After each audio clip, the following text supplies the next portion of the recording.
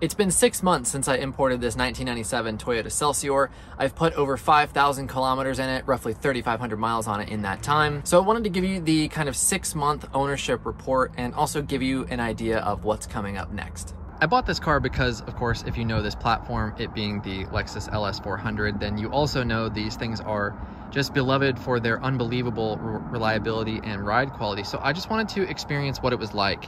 When I first got this car, it was on lowering springs, so I spent months and many thousands of dollars getting it back to its current condition, which is all OEM suspension parts. These right-hand drive Celsiors came in a ton of different configurations, and I wanted the black leather interior. I really didn't care about the exterior color of the car, and of course, as you can see, it has fading clear coat, which is actually fairly common for these JDM cars. For whatever reason, the Japanese domestic market clear coat just wasn't as good. The interior of this car is just really well laid out. Everything is reachable and easily accessible. And of course, the cabin is very comfortable and super quiet. You can probably notice how much sound is reduced just between me being outside filming and sitting in here. If you just listen, it's so much quieter. It's really wild. The center stack has this silly screen to manage your AC controls and your radio and that kind of thing, but it turns out you can actually swap these to the USDM ones.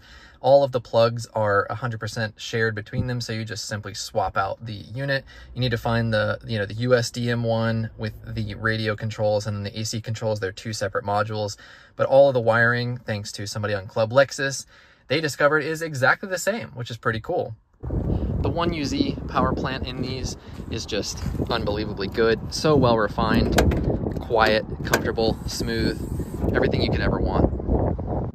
In my ownership, I've done valve cover gaskets, I put on a new alternator, I've done some cooling system work, and then just basic things like belt tensioners and pulleys. Otherwise, there's been no reason to dig into the internals of the engine. If you watch my other video where I introduced you to the new 2002 Toyota Land Cruiser, it's actually wild how much of the 2UZ engine is similar to the 1UZ in so many different ways. A lot of the front end components like tensioners and serpentine belts and all are very similar. If they're not exactly the same, they only differ by one part number. This family of engine is just so solid and used for so many years. So in the 6 months that I've owned this car, in terms of actual problems, there's basically only been the alternator, and that was dead due to leaky valve cover gaskets. So really all I needed to do was valve cover gaskets and an alternator, and this car would have been totally solid. In my particular case, I imported this one and it came on RSR lowering springs, which didn't excite me. I realistically could have gotten away with just doing, switching back to the OEM springs and probably would have been fine. But I took it upon myself to do this whole journey and completely restore the car back to its OEM perfection. And it's just amazing how good this car is. The thing is that I want to own all 3 of the UZ family of engines. So I've now had the 1UZ, put many thousands of miles on that. With my LX470 prior to this Land Cruiser, I put nearly 40,000 miles on that. And at some point in the future, I want to own the LS430 as well. So you might be wondering then why the video started with all the doors open and the floor mats out on the ground. And that's because I made the difficult decision to go ahead and sell this car. I say difficult because I really do love this car. It's an absolute pleasure and joy to drive. And I really don't want to get rid of it because you kind of get an attachment to these things as you fix them up and work on them more. Of course, if you work on your own car, you know how that is. As you spend more time with them, you get to know them better. You've touched every nut and bolt. And so you really do grow an affinity for these cars, even though they're just hunks of metal. The thing is, though, I have to be realistic with the projects and, of course, my finances.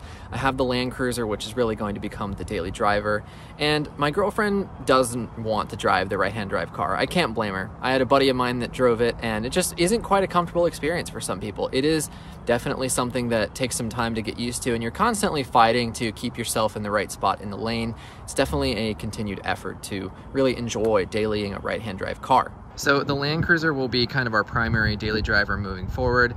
Then of course, in terms of other projects, I have the BMW, which is constantly a project, but a car I love and will never sell. Then of course, I have the F-150 tow rig project. More information and a full-blown engine build is coming on the channel here soon. And then of course, there's the good old car that started it all, the 2004 Hyundai Sonata that I turbocharged. And if I'm being realistic about it, this is what I want to be doing. I want to be taking cars like this to the track, building race cars, having fun.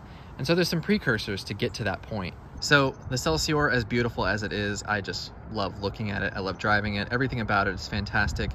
Selling it is going to allow me to finish the truck project, which will then mean I can, take the Sonata and any other project in the future to the track and be more mobile. People laugh at how many cars I have at any given time, and right now is pretty high up there on the scale. There's about 4 different active projects all at once. And like I said, I've just got to be realistic financially and also just personally about how realistic all this stuff is. So the 6-month ownership report on the Celsior is that it's fantastic. If you're considering getting one, you absolutely should. Whether you get the LS400 or the Celsior, they are both fantastic and I love them. In a way, the Celsior project will really live on. I mean, it's the very first thing I introduced to the channel, so many of you follow for that, and I can't thank you enough. But of course, we have the wonderful Land Cruiser project, and then of course, the F-150 project. This is going to allow me to do so much on the channel. The Land Cruiser will be another Toyota, and eventually, like I said, I'll get the LS430. Like I said, this thing has been my daily driver every day since I got it. She's looking a little dirty, so let's spend a little bit of time to send it off right and clean it up.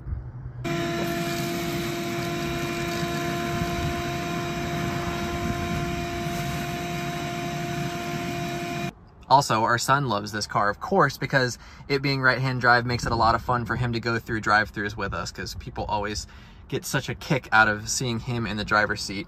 But of course, also makes it even more of a daily driver. The back seats are filled with little kid dirt, and that just makes it great. I love having cars that you can use. It's amazing what a little vacuum and a simple little interior detail can do. This car's interior is just such a nice place to be in. So to wrap all this up nicely, the 6-month report on this Celsior is that it's absolutely amazing. I love it. I'm moving on to other projects that have interested me for some time. This Land Cruiser, having a tow rig to be able to go to track days and that kind of thing. So in a sense, the Celsior is enabling that because you guys watched it, and this channel exists because of it. This Celsior has turned me into a double Toyota fanboy because of course I loved the 100 series Land Cruiser before I even knew that the LS400 / Celsior was as amazing as it is. So there's going to be many more exciting Toyota projects in the future and other stuff sprinkled in like the truck and Sonata and other stuff like that, and of course that hunk of junk right there. Again, if you've made it this far in the video and if you've been following me for some time now, thank you so much. It really does mean a lot. Every single view, every comment you leave, and of course, if you're subscribed, thank you doubly. And of course, I'll look forward to seeing you in the next video.